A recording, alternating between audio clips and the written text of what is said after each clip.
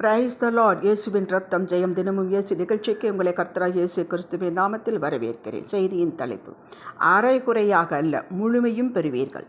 ஆதார வசனம் மார்க் 7:27 எல்லாவற்றையும் நன்றாய் செய்தார். மகத்துவமானவரின் மக்களே, அவர் தன்னை பற்றி வெளிப்படுத்தாவிட்டால் நமக்கு ஏதும் தெரியாது.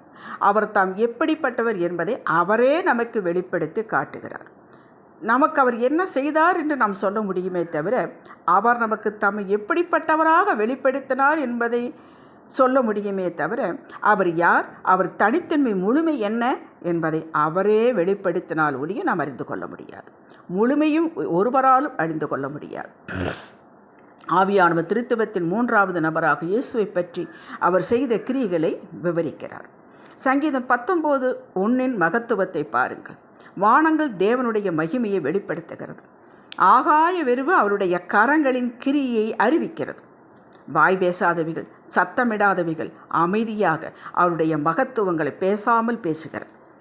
அவர் எல்லாவற்றையும் செய்தார் என்று சொல்லவில்லை, நன்றாய் செய்தார் என்று சொல்லப்பட்டிருக்கிறது. எல்லாவற்றையும் நன்றாய் செய்தார். அவர் படைத்தவைகளை உண்டாக்கியவளை பார்த்து நல்லது நல்லது என்று கண்டார். ஆதியாகமம் 1 அவர் உண்டாக்கினவைகளை அல்லது மாற்றினவைகளை இனி ஒரு நபர் குறுக்கிட்டு இதில் கொஞ்சம் மாற்றம் செய்யலாம் என்பதற்கு இடமே இல்லை. எல்லாம் முழுமை, முற்றிலும் முழுமை. அவர் ஏற்படுத்தின ரட்சிப்பு முழுமை. இதில் கொஞ்சம் மாற்றம் தேவைப்படுது என்று சொல்ல யாருக்கும் அதிகாரமில்லை, சொல்லவும் முடியாது, சொல்ல அவசியமில்லை. ஏன் பிசாசை சொல்ல முடியாது. யோபு 1:10 அவர் செய்த காரியத்தை பிசாசு முழுமையாக சொல்லுகிறார். தேவனை பார்த்து பிசாசு கேட்கிறான், நீர் அவனையும் அவன் வீட்டையும் அவனுக்கு உண்டான எல்லாவற்றையும் சுற்றி வேலியடைக்கவில்லையோ? அவன் கைகளின் கிரியை ஆசீர்வதித்தீர், அவனுடைய சம்பத்து தேசத்தில் பெருகிற்று. இதன் பொருள், அவர் கொடுக்கும் பாதுகாப்பு முழுமை, 100% உத்தரவாதம். பிசாசு உள்ளே நுழைய முடியவில்லை. அவர் கொடுக்கும் ஆசீர்வாதம் 100% பர்ஃபெக்ட். அதை தடுத்து நிறுத்த எவராலும் முடியாது. ஒரு நன்மையும் குறைவு படுவதில்லை. எல்லாம் முழுமை. He is perfect.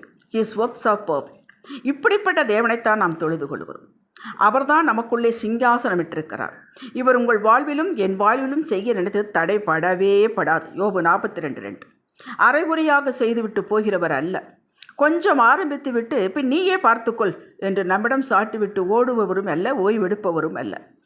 அதே போல உபத்திரமோ வியாகுலமோ பாடுகள் வழியாக நம்மை நடத்த வேண்டும் என்று முடிவு வந்துவிட்டால், சூழ்நிலைகளை அனுமதித்து விட்டால், பிசாசன் தடையை போட்டுவிட்டால், அல்லது நீதியின் பிரகாரம் நடக்க வேண்டும் ஆகிவிட்டால் அதை முழுமையாக கடந்து வர செய்வார். சங்கீதம் 84:6. அதன் வழியாக நம்மை நடத்துவார். ஆனால் அதன் தாக்கம் நம்மை தாக்காதவாறு அதிலே அமிழ்ந்து போகாதபடி காப்பார். ஏசாயா 43:2 நீ தண்ணீர்களை கடக்கும்போது நான் உன்னோடு இருப்பேன். நீ ஆறுகளை கடக்கும்போது அவைகள் உண்மையில் பொருளுவது இல்லை. நீ அக்கினியில் நடக்கும்போது வேகாதிருப்பாய். அக்கினி ஜுவாலை உன்பேரில் பற்றாது. கேட்டீர்களா? ஆறுகளை, தண்ணீர்களை, தீயை கடக்க வேண்டிய சூழ்நிலைகள் வந்தால் கடக்கத்தான் வேண்டும். உன்னை அப்படியே அலாக்காக தூக்கி கொண்டு போவேன் என்று சொல்லவில்லை. நான் உன்னோடு இருப்பேன், அத்தனையும் கடக்க செய்து உன்மேல் ஒரு தாக்கமும் இல்லாதவாறு நீ அக்கினிக்குள்ளேருந்து வெளியே வந்தவனா என்று சொல்லாதபடிக்கு ஒரு முடிவுட கருகாது. அப்படி உன்னை வெளியே கொண்டு முழுமையாக கடந்து வர செய்வேன், நீதியை நிறைவேற்றுவேன் என்கிறார்.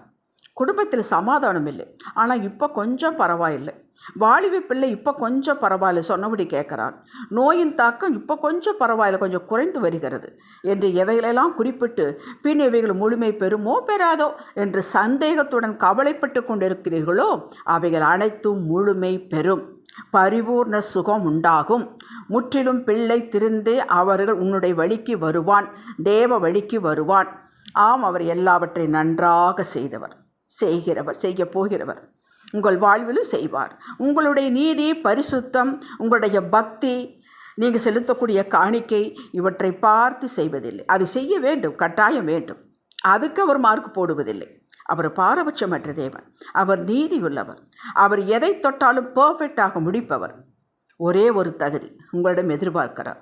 நான் அவருடைய பிள்ளை, அவர் என் தகப்பன், அவர் எனக்கு செய்தே தீர்வார், மரண பரியந்து என்னை காப்பாற்றுவார், அவர் வாக்கு கொடுத்தவர், சத்தியபரர், நீதிபரர், நிறைவேற்றியே தீர்வார் என்பதில் உறுதியாக இருக்கிறீர்களா என்பதுதான். தாவீது இந்த நிலையில் நின்றான். எத்தனை எதிர்ப்பு, பகையினருடைய உச்சக்கட்ட வேட்டை, அத்தனையும் முழுமையாக விடுதலை கொடுத்து வெற்றி சிறக்க பண்ணி சமஸ்த இஸ்ரவேலுக்கு ராஜாவாக்கினார். சங்கீதம் 18 வாசித்து பாருங்கள், எல்லாம் உங்களுக்கு புரியும். யோபுவின் பின்னிலைமையை பாருங்கள், முழுமையாக்கினார். முந்தின சீரை பார்க்கல் உங்களது பிந்தின சீர் நற்சீர் உண்டாகச் செய்வேன் என்றார்.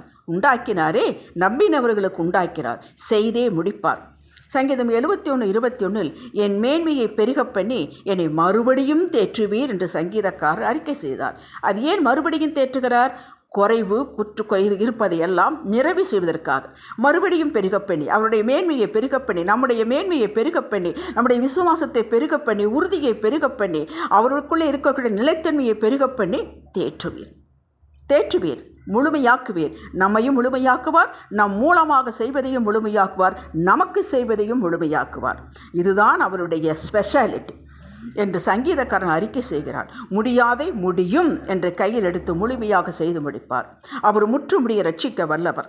ரட்சிப்பில் அரைகுறை இல்லை, கல்வாரியில் அரைகுறை இல்லை. உங்களது வாழ்வில் ஒவ்வொரு நிலையும் முழுமையாக்கி தருவார். திடன் கொள்ளுங்கள். உலகம் சொல்வதை, உங்கள் மூளை சொல்வதை கேளாதீர்கள். சாத்தானின் பொய்களை அப்புறப்படுத்துங்கள். தேவ வார்த்தை என்ன சொல்லுகிறது, அதையே பிடித்து கொள்ளுங்கள். உங்கள் கொடி ஏற்றப்படும், யாவரும் பார்க்க வண்ணம் ஏற்றப்படும். ஹல்லேலூயா. ஜெபிக்கலாம். தகப்பனே, நாங்கள் உண்மையாக இருக்கவில்லை, ஆனால் நீர் உண்மையுள்ளவராக இருக்கிறீர். உண்மையுள்ள உங்களோடு நாங்கள் ஒட்டி கொண்டோம். ஆகையால் நாங்கள் பரிபூர்ண ஆசீர்வாதங்களை பெறுவோம். ஒன்றும் எங்களுக்கு குறைபடுவதில்லை என்று இயேசுவின் நாமத்தில் அறிக்கை செய்கிறோம் எங்கள் அருமை பிதாவே. ஆமேன். ஹல்லேலூயா.